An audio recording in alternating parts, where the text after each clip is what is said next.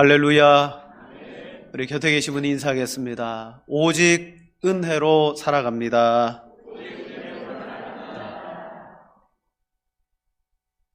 저희 교회는 올해 표가 오직 신앙입니다. 오직 은혜고 오직 말씀이고 오직 하나님의 믿음과 그리스도로 영광을 위해서 우리는 살아갑니다. 여러분, 한 주간 동안 또 그렇게 살아오신 줄로 믿습니다. 언제부턴가 우리나라에 아주 서양의 못된 축제가 하나 들어왔습니다. 할로윈 데이라고 들어보셨죠? 보통 우리 할로윈 데이 그러면 귀신과 좀비나 악령의 복장을 하고 귀신을 쫓는 날이다 라고만 생각합니다. 생각해보면 우리나라에도 귀신을 쫓는 풍습과 날들이 있는데 뭐가 또 모자라서 그런 서양의 날들을 수입하는지. 자, 그 할로윈 데이가 언제인지 아세요? 관심이 없으시죠? 그죠? 네. 괜한 걸 또 가르쳐 드리나 모르겠네. 오늘입니다. 10월 31일이 할로윈 데이예요. 우리나라에서 그 할로윈 데이를 제대로 즐기고 싶다면 오늘 밤에 저녁 예배 안 나오시고 이태원 거리 가시면 제대로 즐길 수 있습니다. 만나지 맙시다. 네. 할로윈 데이가 왜 10월 31일이냐? 여러분, 이 날이 어떤 날인지를 좀 아셔야 돼요. 단지 귀신 복장하고 우리가 귀신을 쫓아낸다라는 그런 의미도 있겠습니다만은 이 할로윈 데이를 우리말로 뭐라고 부르냐면 만성절 또는 제성절이라고 불러요. 자, 두 개의 이름인데요. 제성절이라고 칭하겠습니다. 제성절은 풀어서 쓰면요, 모든 성인들의 날이다 라고 불러요. 어른이 되는 날이 아니고 카톨릭에서 선을 행하고 공로가 있는 사람을 교황청에서 이 사람은 성인이라는 지위를 주면요, 그는 성인이 되는 거예요. 카톨릭에는 대표적인 성인들이 아주 많습니다. 3월 17일은 세인트 패트릭 데이라고 불러요. 패트릭이라는 성인을 기리는 날입니다. 자, 카톨릭에는 매일매일이 성인들이 얼마나 많겠어요. 1년 365일 가운데 단 며칠을 빼고 모두가 다 성인들의 이름을 딴 날들이 있어요. 왜 그런 날들을 정했느냐? 카톨릭은, 천주교 신앙은요, 원래 우리 기독교의 그리스도교와 무엇이 합쳐졌냐면 그 나라와 그 민족들의 토속 신앙이 합쳐졌어요. 대표적으로 카톨릭은요, 그 바벨론 시대부터, 아니 그 이전부터 섬겨오던 태양신에 대한 그런 숭배 사상이 카톨릭 가운데 들어갑니다. 그리고 카톨릭에 대해서 좀 연구해 보신 분들 보면 카톨릭의 성당에 보면 이 태양의 문양들이 많아요. 자, 토속 신앙과 이 그리스도교의 신앙이 합쳐집니다. 그래서 그들의 신앙 가운데 1년의 모든 날들, 하루하루가 성인들이 지켜주는 날들이 다 있어요. 그래서 그걸 수호 성인, 지켜주는 성인이라. 그런데 1년의 모든 날이 성인들로부터 우리가 악령과 귀신들로부터 보호를 받는데, 대표적으로 악한 영들이 역사하지 못하는 날이, 성인이 지켜주지 않아도 못하는 날이 3일이 있어요. 그 중에 대표적인 두 날이 언제냐? 성탄절. 예수님이 나신 날은 악령들은 역사하지 못한다. 또 제성절. 원래 제성절은 내일입니다. 그리고 오늘은요, 제성절 이브예요. 이 날을 할로윈 데이로 즐기는 것입니다. 자, 제성절 날, 모든 성인의 날이라고 불러요. 왜 그러느냐? 성인이 워낙 많으니까 하루하루 한 명씩 다 배치했는데 남은 성인들이 있을 거 아니에요. 그러니까 이 사람들은 어떻게 해요? 그래서 제성절이라는 날을 정해서 모든 성인들은 이날 기념하자. 그래서 모든 성인의 날이 바로 11월 1일입니다. 11월 1일이 모든 성인의 날, 악한 영들이 일체 역사하지 못하는 날이기 때문에 그 전야가 되는 10월 31일은요, 반대급부예요. 악한 영들이, 귀신들이 더 활개를 치는 날이 된다. 이것도 의미를 부여한 것입니다. 아, 내일은 그런 날이니까 오늘 귀신들이 더 역사할 거야. 그래서 뭐 했느냐? 이날 카톨릭의 의식을 가지고 집을 축복하고 그리고 나서 이날은 더 음침하고 음습한 날이기 때문에 나 스스로가 나를 보호해야 되는 날이 할로윈데이인 거예요. 그래서 어떻게 합니까? 집 밖으로 나갈 때 귀신의 복장을 하고 악령의 복장을 하는 거예요. 왜? 못 알아보도록. 귀신들이 우리를 못 알아보도록. 아, 저도 우리 편이구나. 그렇게 해서 할로윈데이가 만들어졌습니다. 하지만 서양의 할로윈데이는요, 이 카톨릭적인 축복, 미사 이런 것은 이제 싹 사라지고 뭐만 남았다? 귀신 복장하고 사탕 얻어먹는 그런 날로 축제로 남게 되었어요. 자, 할로윈데이를 언급하는 이유가 있습니다. 바로 10월 31일 오늘은 또 어떤 날이냐?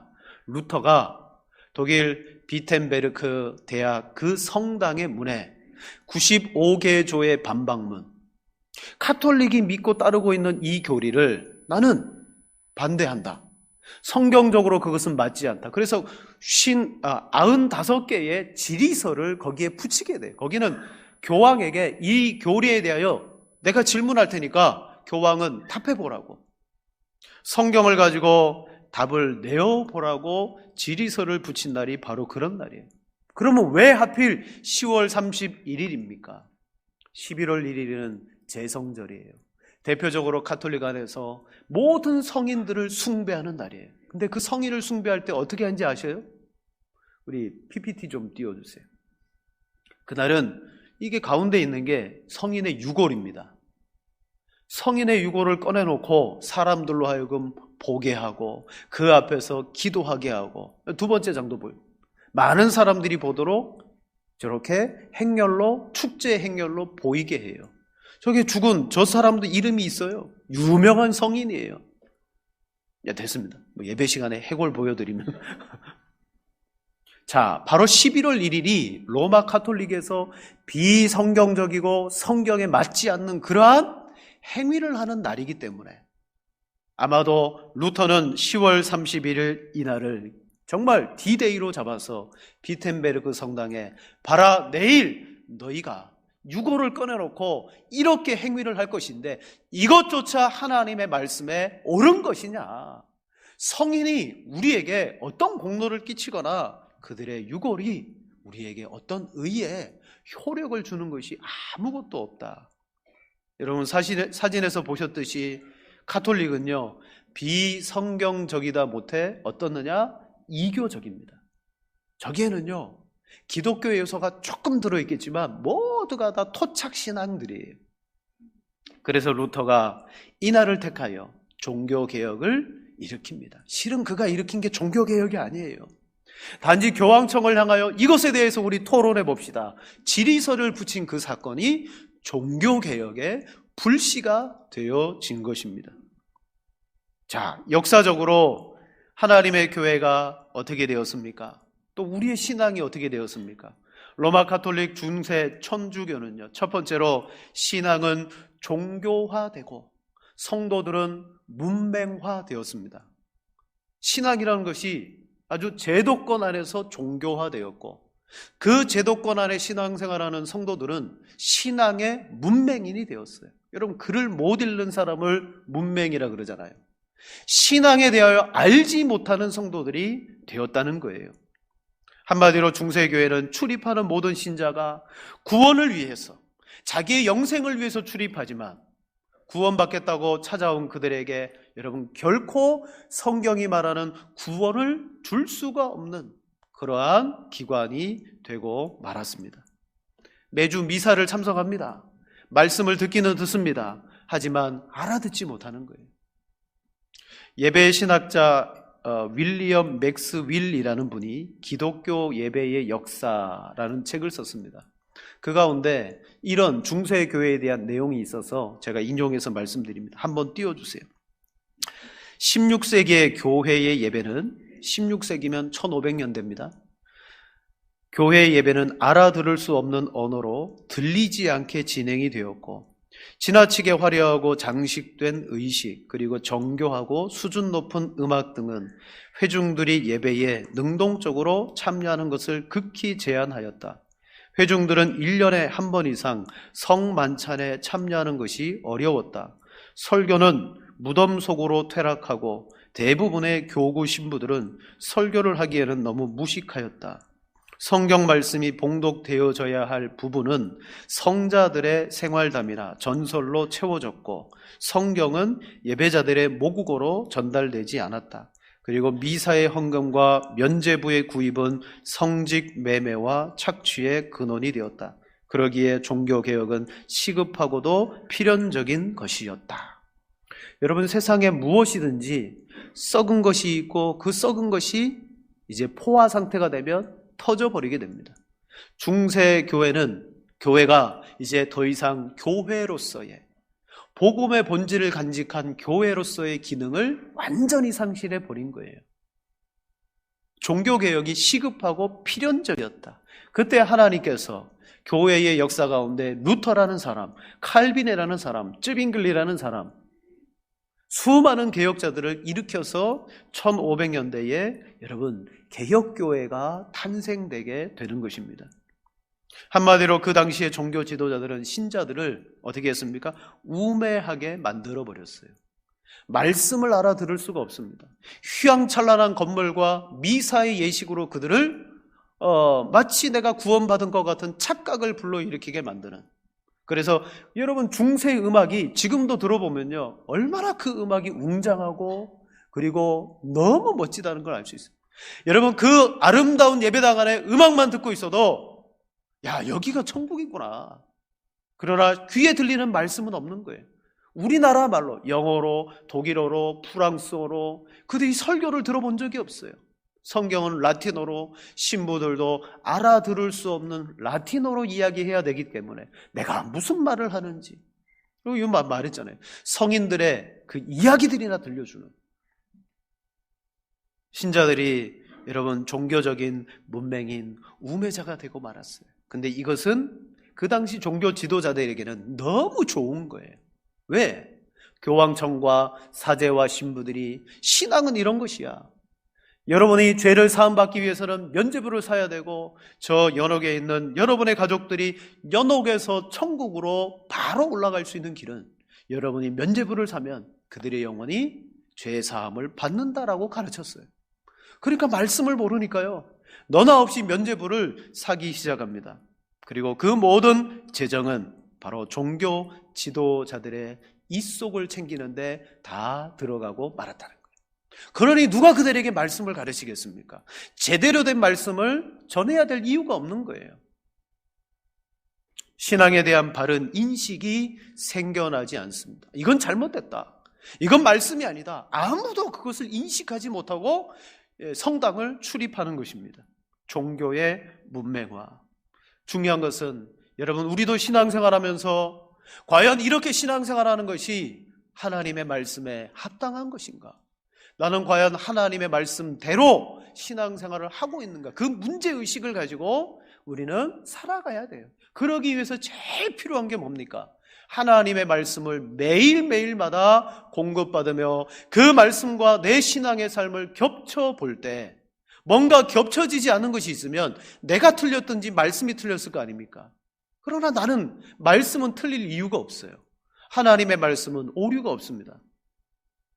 그럼 무엇이 틀렸다는 거예요? 내 신앙이 뭔가 틀렸겠구나. 늘 우리는 말씀과 내 신앙을 겹쳐보며 살아가야 되는 것이죠. 중세교회는 그렇게 해주지 못했어요.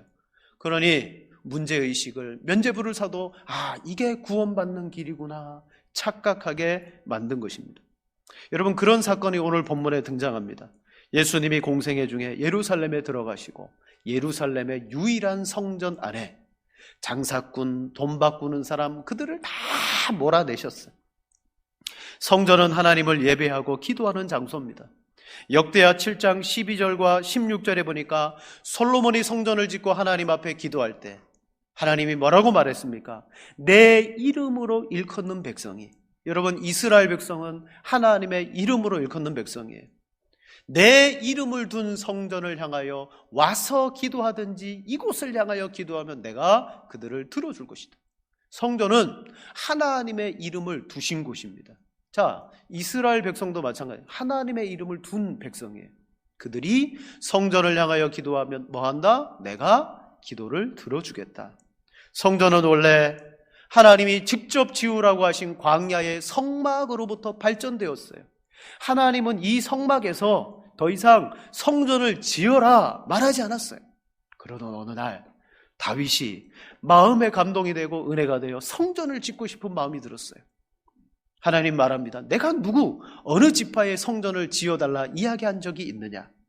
그러나 다윗이 이 마음을 가진 것이 나를 기쁘게 했다. 다윗은 피를 많이 흘린, 전쟁을 많이 했잖아요.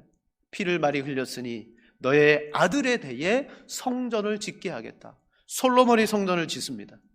솔로몬도 성전을 짓고 난 다음에 뭐라고 고백합니까? 내가 지은 이 성전이 하늘의 하늘들이라도 하나님을 용납하지 못하는데 어찌 내 손으로 지은 이 성전으로 하나님을 용납할 수 있습니까? 건물 안에 어떻게 하나님을 가둘 수 있습니까? 그렇게 고백해요. 맞아요. 그럼에도 하나님은 이전에 성막은 이제 뒤로 하고, 그래, 내가 이제 솔로몬의 성전을 인정하겠다. 내가 이 성전 안에 내 이름을 두겠다. 그러니까 성전은 뭐냐면 하나님의 언약의 상징물이에요. 성전은 언약의 상징물입니다.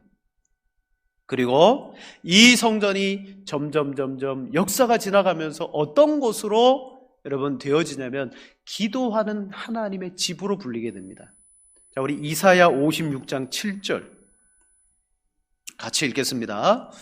내가 곧 그들을 나의 성산으로 인도하여 기도하는 내 집에서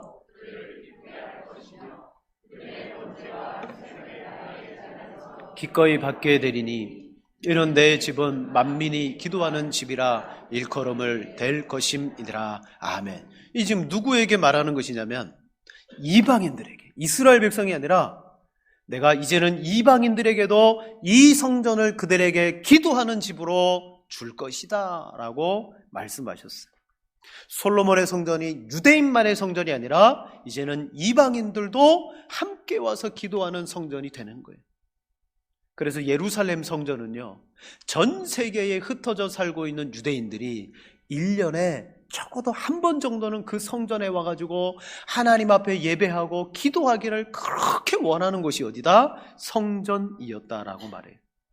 그런데 예수님이 성전을 상인들과 돈 바꾸는 사람을 뒤집어 엎기 전까지요, 아무도 성전에 이런 문제가 있었다는 사실을 인식하지 못합니다. 그게 문제였어요. 유대교에 심취했던 그들, 대표적으로 종교 지도자들, 바리새인, 서기관들, 또 사두개인, 그들이 이 성전을 맡아가지고 관리하고 성전 중심의 유대교를 그들이 이끌고 나갔습니다. 하지만 그들은 주동자죠. 그리고 백성들은 그 성전에서 양과 염소와 비둘기와 이런 것들을 돈 주고 바꿨어요. 성전에서 통용되는 화폐로 바꾸었어요. 거기에 장사꾼들은 이익을 엄청나게, 왜냐? 독점권이잖아요. 이 성전에서 샀다라는 의미 부여가 되니까 다른 곳에서 안 사는 거예요. 이곳에서만 사는 거예요. 왜? 성전에서 파는 재물이 더 거룩하지 않을까?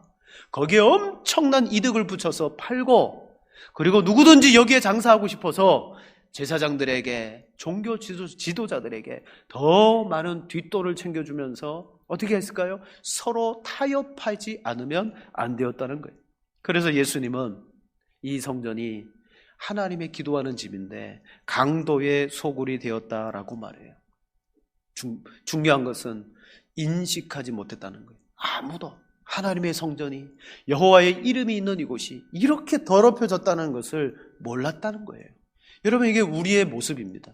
여러분, 우리도 살아가다 보면 내가 정말 죄인인지는 알고 있지만 늘 내가 그 죄 때문에 어찌할 수 없도록 견딜 수 없는 죄인이라는 사실을 우린 잊어버리고 살아요.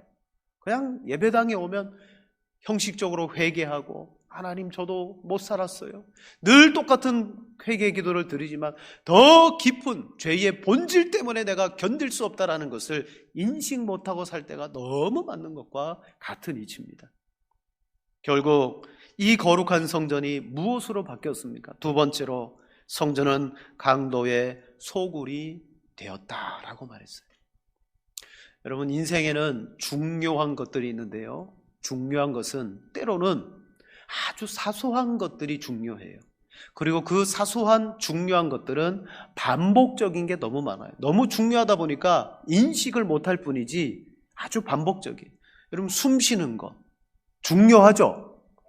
그죠? 숨 쉬는 거 중요해요. 너무 중요해서 반복합니다. 근데 인식을 못하잖아요. 밥 먹는 거 너무 중요합니다. 물론 배가 고프고 맛있는 음식이 있으면 찾아 먹기도 하겠지만 생명을 위하여 우리는 하루 세 끼는 먹고 살아야 돼요. 너무 중요합니다. 반복적입니다. 잠을 자는 거 그거 안 자면 안 됩니까? 좀 한 열흘 건너뛰었다가 닷새 몰아서 자고 그러면 안 되나요? 아니에요. 매일매일 반복적으로 자야 돼요. 중요한 것은 반복이 돼요. 자, 성경도 보면요, 성경의 중요성에 따라서 사복음서를 기준으로 보면 1, 2, 3, 4 마태복음부터 요한복음까지 딱 보면 사건들이 한 번 등장하는 사건이 있고 두 번 등장하는 사건, 즉 마태복음, 마가복음 딱 두 군데만 등장하는 사건이 있어요. 성전 청결 사건은 사복음서 모두 기록되었어요. 뭐예요? 이건 진짜 중요하기 때문에 성경의 기자들이 이 사건은 빼놓지 않고 우리들에게 전달하고 있다는 것입니다. 우리가 이 말씀을 중요한 말씀으로 받고 그리고 알아야 돼요. 단지 예수님께서 성전을 깨끗하게 했다, 그 의미가 아닙니다. 왜냐? 바로 이것은 성전의 본질에 대한 회복을 말씀하는 거예요. 성전의 본질을 잃어버렸고 그것을 회복하시는 예수님의 사역을 말해요. 자, 예수님은 인자와 진리가 충만하신 분입니다. 그 어떤 사람이 바리새인들이 예수님을 시험하고자 엉뚱한 빠져나갈 수 없는 문제나 시험거리를 가져와서 예수님을 막 시험해도 예수님은 전혀 화를 내거나 충동하지 않으시는 분이에요. 그렇잖아요. 예수님은요, 혈기를 부리거나 화내거나 충동당하지 않으세요. 근데 오늘 성전 사건에서는요, 예수님이 분노하십니다. 그 분노는 어떤 분노입니까? 예수님의 분노는 곧 하나님의 분노다. 그래서 이렇게 표현해요. 요한복음 2장 17절에 우리 다 같이 읽겠습니다. 제자들이 성경 말씀에 주의 전을 기억하더라. 아멘. 이게 무슨 말입니까? 주의 전을 사모하는 열심. 예수님에게는 사람들마다 다 열심이 있어요. 뭔가 중요해서. 예수님에게는 주의 전에 대한 열심이 있는 거예요. 다른 사람들은 그냥 훑어보고 지나간 것을 주님은 주의 전이 왜 이럴까? 그 열심 때문에 그 분노가 일어나고 그 행동이 일어나고 그 감정이 드러난 거예요. 단지 기분이 나쁘거나 마음이 상해서 다 둘러엎으신 게 아니에요. 하나님의 전에 대한 열심 때문에. 예를 들어 보겠습니다. 여러분이 새 차를 샀어요. 그러면 여러분은 그 새 차를 산 다음 날부터 뭐 합니까? 열심히 생겨요. 생기지 말라 그래도 생겨요. 그냥 밤에 자다가도 주차장이 없으신 분들은 가끔 깨서 나가봐요. 차 그대로 있나? 열심 때문입니다. 매일 아침마다 그냥 하룻밤 먼지 좀 쌓이면 얼마나 쌓이겠습니까? 출근하기 전에 나가가지고 새 싹 땄습니다. 열심 때문입니다. 하지만 1년, 2년 지나면 여러분 무엇이 사라져요? 열심히 사라져요. 안 닦습니다. 그죠? 또 다른 것에 열심히 갑니다. 그 열심이 내 속에 있을 때 자고 일어나는데 누가 백미러를 깨버렸어. 못으로 차를 긁어놨어. 여러분 같으면 어떻게 하시겠습니까? 적어도 한 달 동안 기분 나쁠걸요? 분노가 일어날걸요? 그런 원리예요. 주님에게는 다른 열심보다 주의 전에 대한 열심이 있는 거예요. 왜? 이 성전은 하나님의 이름이 있고 언약의 상징인 거예요. 세상에 이런 곳을 찾아볼 수가 없어요. 그런데 종교 지도자들과 우매한 신자들이 그것을 강도의 소굴로 만들어 버렸습니다. 비록 사람의 손으로 지어졌지만 하나님은 이곳에서 드리는 예배를 받으셨고 이곳에 드리는 기도를 받으시는 언약의 상징물을 종교 지도자들이 돈벌이의 수단으로 만들어버린 거예요. 상인과 제사장들이 서로 결탁해서 서로가 서로에게 이익을 주는 관계가 되었습니다. 하나님을 섬기는 것은 단지 겉모양, 외양이었습니다. 실제 그들의 주인은 무엇이었느냐? 돈이었어요. 돈. 실제 그들의 주인은 돈이었습니다. 마찬가지로 16세기 종교개혁이 일어났을 때 분위기도 똑같아요. 교황청과 사제와 신부들, 그들은 하나님을 섬기는 것은 단지 형식이고 외양이었습니다. 그들은 뒤에서 뭘 했습니까? 면죄부를 찍자. 면죄부를 찍어서 저들에게 주면 사겠지? 그러면 우리가 못한 일을 다 하고 사업도 하고 우리가 부자가 되겠지? 그러면서 탐심과 탐욕으로 뭐 했습니까? 진리를 저버렸어요. 성전의 사건과 종교개혁 당시에 그 면죄부의 사건은 똑같은 원리가 적용되는 거예요. 인간의 탐욕으로 말미암아 이익으로 하나님의 신앙을 변질시켜 버렸습니다. 그래서 강도의 속을, 즉 신앙을 빙자한 강도가 되었다. 여러분, 이거 도둑과 강도 차이를 아시죠? 도둑은 절대 손에 무기를 들지 않습니다. 총칼 들고 들어가면 강도예요. 도둑은요, 신사적이에요. 창문이 열렸나? 자고 있나? 아무도 없나? 휴가 갔나? 그거 확인해가지고 사람에게 해코지 안 합니다. 물건만 가져가지, 돈만 가져가지. 그러나 강도는 손에 기본적으로 칼을 들고 있어요. 오늘 성전을 강도의 속을, 즉 해를 끼치는 무리들의 근거지라고 했어요. 성전이 완전히 사유화되었고 엉뚱하게 변했음을 예수님께서 말합니다. 이들은 오늘 본문에 이렇게 말하죠. 18절, 대제사장들과 서기관들이 듣고 예수를 어떻게 죽일까 하고 꾀하니, 그들은 이 성전을 청결하게 한 예수님을 어떻게 죽일까. 여러분, 그것마저 꾀하고 나중에 그 종교 지도자들이 중심이 되어 예수님을 십자가에 못 박습니다. 여러분, 우리가 신앙생활할 때 종교화되고 신앙이 사유화되고 그리고 이 신앙이 완전히 제도권화에 사로잡히게 되잖아요. 그러면 예수님이 와도 그 예수님을 쫓아내버리는 교회가 되고 기독교가 될 수 있다는 겁니다. 자기들이 세운 나라가 무너질까 봐 예수님마저 죽이고 만다는 거예요. 거기에는 말씀의 사람, 예배드리는 제사장, 선지자, 그리고 백성들도 모두가 다 하나가 된 거예요. 이미 그들은 우매화가 된 거예요. 성경은 하나님을 섬기는 사람들에게 그렇게 될 수 있다라고 많은 경고를 줍니다. 자, 우리 성경을 봅시다. 예레미야 5장 30절 31절 두 절 같이 읽겠습니다. 이 땅에 무섭고 놀라운 일이 있도다. 자기 권력으로 다스리며 내 백성은 그것을 좋게 여기니 마지막에는 너희가 어찌 하려느냐. 아멘. 선지자, 제사장, 백성, 그들이 거짓 예언, 자기 권력으로 제사장이 다스리고요, 내 백성들은 오히려 그런 상황을 분별하지 못하고 더 좋게 여기는데 이것이 무슨 일이더라? 이 땅에 무섭고 놀라운 일이다.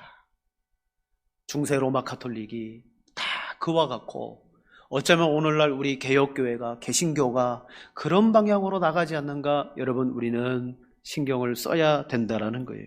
앞으로 이런 일이 일어나요. 왜냐? 역사는 반복되기 때문에. 계속 반복돼요.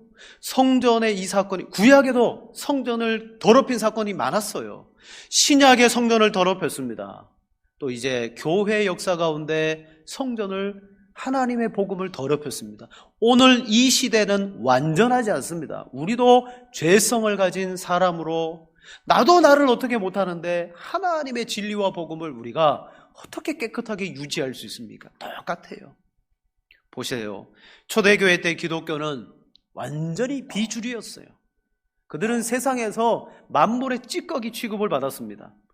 때로는 그들은 수백 년 동안 무덤인 카타콤에 들어가 신앙을 유지해야 됐었습니다. 그러다가 로마가 기독교를 공인하는 순간 기독교가 세상에 나오게 되었고, 건물이 필요하고 제도화가 필요해서 점점 뭐가 됐습니까? 카톨릭화, 보편적인 교회가 된 거예요. 자, 그런 교회들이 나중에 1500년대가 되면 타락합니다. 진리를 잃어버립니다. 그래서 종교개혁을 일으킵니다. 종교개혁자들은 그 당시에 로마 카톨릭에 비유하면 비주류였어요.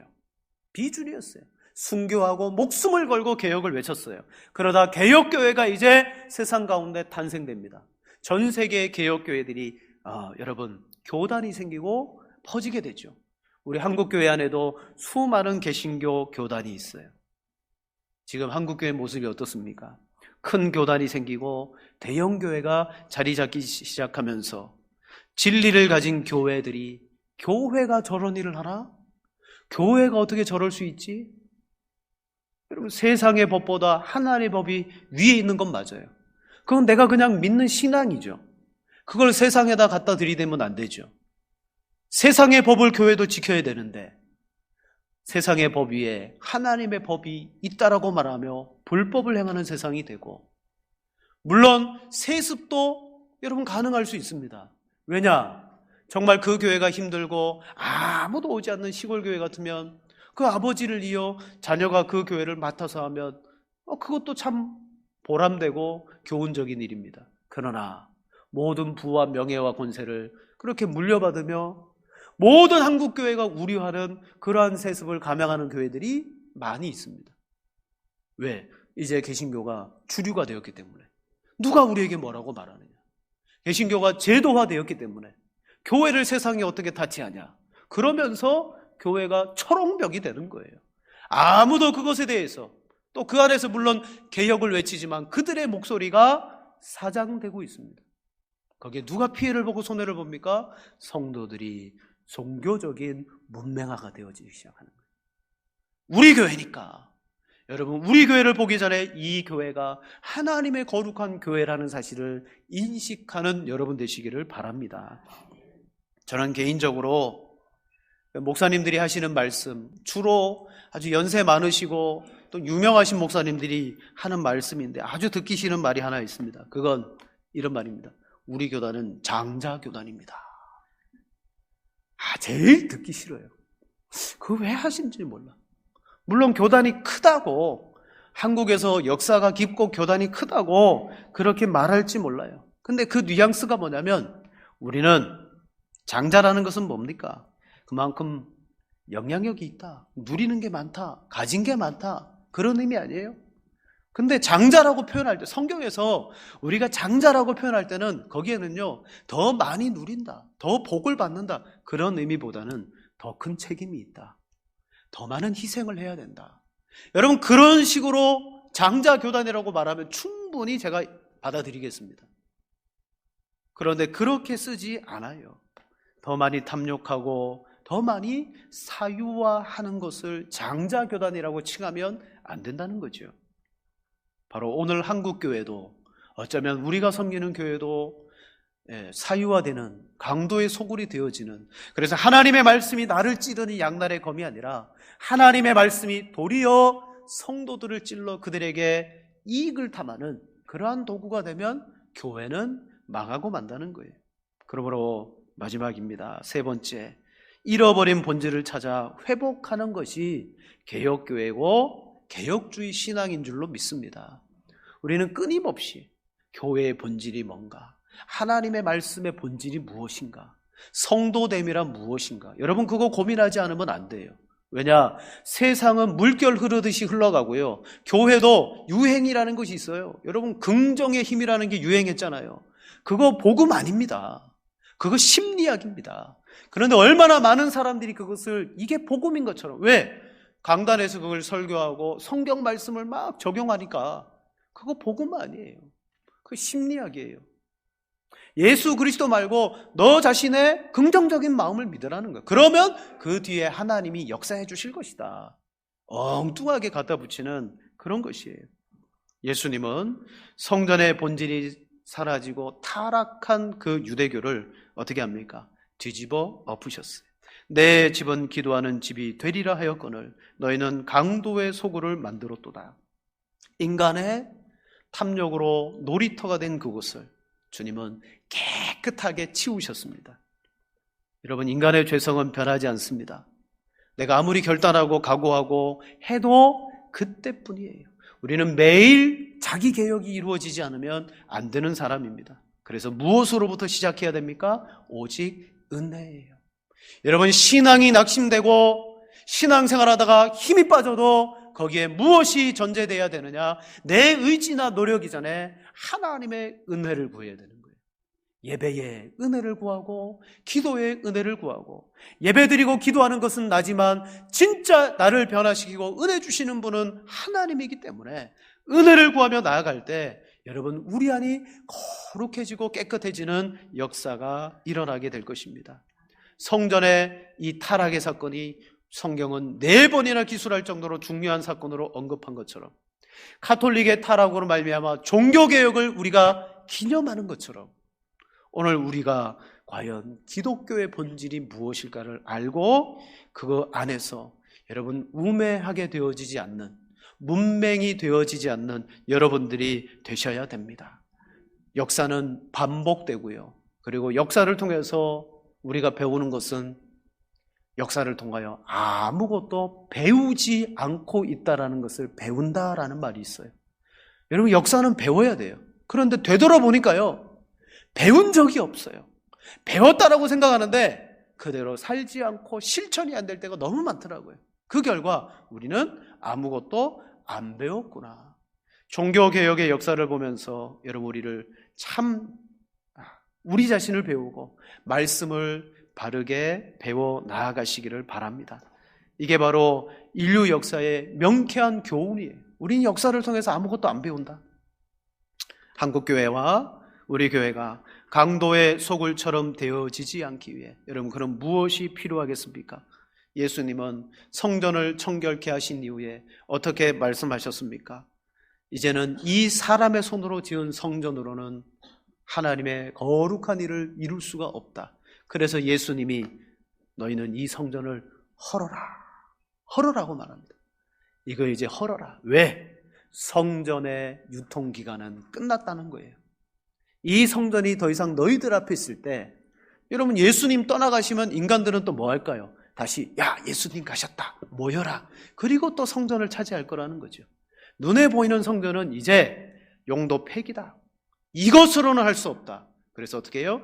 내 몸으로 성전을 지을 테니 너희는 나로 말미암아 하나님을 예배하고 하나님께 기도해라.